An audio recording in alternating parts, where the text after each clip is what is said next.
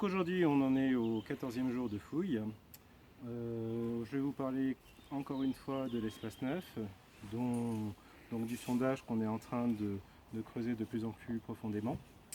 Une nouvelle découverte, c'est ce qu'on peut appeler une sorte de caisson de fondation qui est fait de deux murs liés au mortier, assez grossiers, qui sont en fait plutôt des sous-bassements.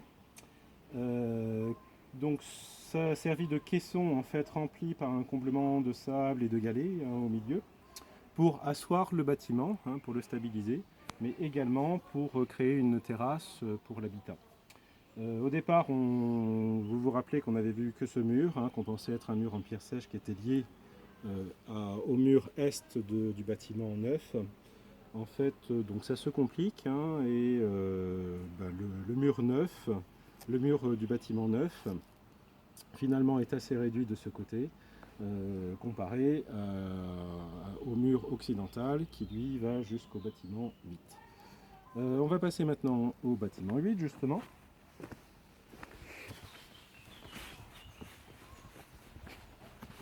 Donc dans ce secteur aussi, on arrive à ce qu'on peut appeler les couches de chantier, les couches de construction ou les couches de préparation de sol. À l'extérieur du bâtiment 8, sous les niveaux d'occupation, on tombe donc sur un comblement qui est plutôt, on pense, de la sédimentation naturelle, qui a été piétiné. C'est par-dessus que se sont créés les sols de façon assez naturelle, sur lesquels donc, des objets ont été perdus aussi au même moment.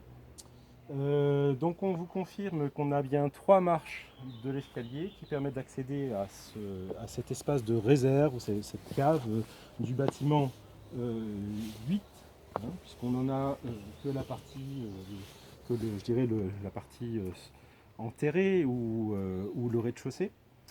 Et sous le niveau que je vous avais présenté, où on avait les trous de poteaux, on trouve enfin le niveau d'occupation qui est à fleur de la dernière marche de l'escalier. Donc le premier niveau a été réinterprété comme étant peut-être un niveau d'abandon, voire de fréquentation ou de réoccupation partielle, à certainement une période où le bâtiment venait d'être abandonné et où peut-être on s'y est réinstallé pour y replacer une structure légère sur poteau porteur. Et à un moment où donc, les niveaux d'occupation les plus anciens ont été piétinés, bouleversés aussi par un début de démolition. Donc voilà le petit résumé au 14e jour. La fouille continue, bientôt à la fin. On va arriver jusqu'au rocher.